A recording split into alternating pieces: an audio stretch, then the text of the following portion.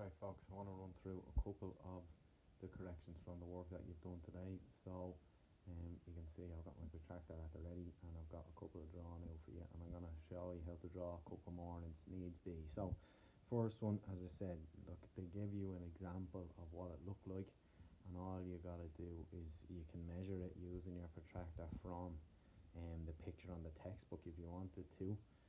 But if you don't have a hard copy, it probably was a little bit trickier. So again, I've just drawn ones from question 5 that approximated what they looked like, and to use our protractor correctly. Now, as I said, people who are stuck, don't have a protractor, if you can get to a local newsagent, supermarket, they should have them. If you are going out on your weekly shop or whatever, we should hopefully maybe be able to try and get our hands on one, because they're going to be using it. If not, as I said, you're supposed to have it from the start of the year, so that's unfortunate. But as we said, so our measurements here, first and foremost, I want the center of my protractor at the vertex of the angle. So that's where I'm putting that at point A in this case. So this is question 5, part A.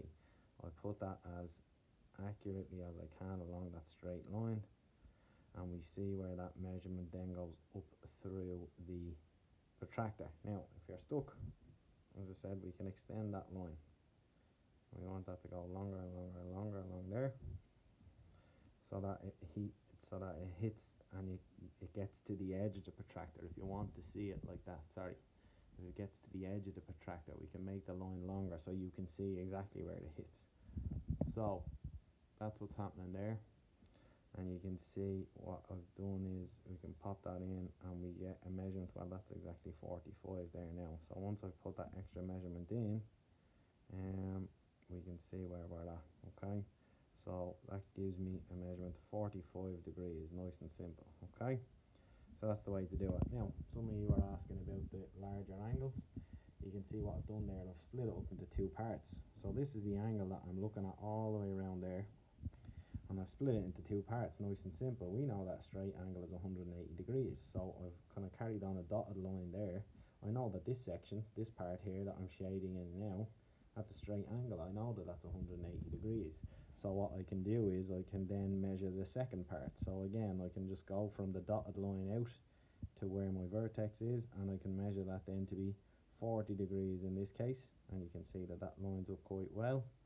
So we're at 40 degrees there, and all I got to do then is add those 2 parts together. So I've got the 180 and the 40 give me 220 degrees, nice and straightforward.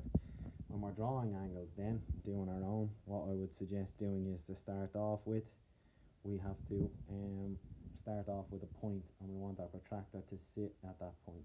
Okay, so again, we can pop that in there, and the first one we're asked to draw is 45. So what I would do is I would draw a line, or draw a little mark at 0. You can see I'm along the straight line there. I draw my little mark at the 0 degrees angle. Remember, I'm on the inside scale on the protractor here, and then I make a little mark at 45, and then all I got to do is draw 2 straight lines. This is a bit tricky with one hand, lads, so bear with me. So I'm trying to hold the video to record as well. So we draw a straight line along there. Again, you'd be able to put a bit of pressure on with your protractor or your ruler if you have 2 hands, but I don't, unfortunately, here. And you would do the same then again,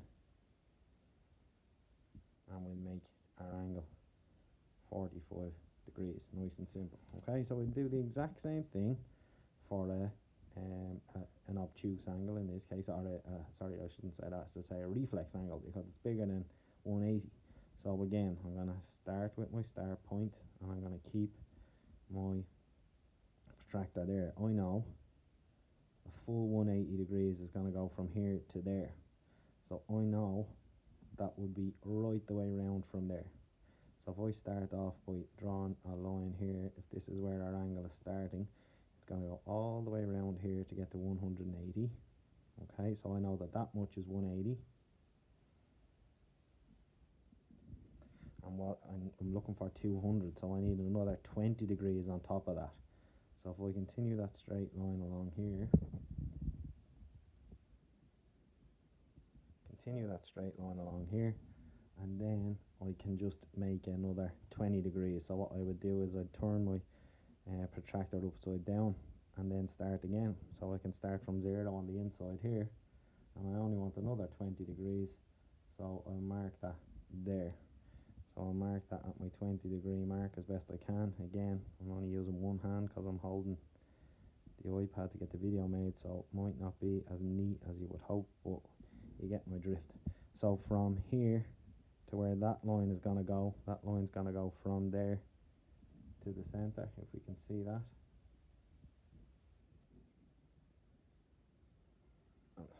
Again, just try and make it as neat as we can, but you know it's not going to be perfect with one hand, lads, but that's where we're at.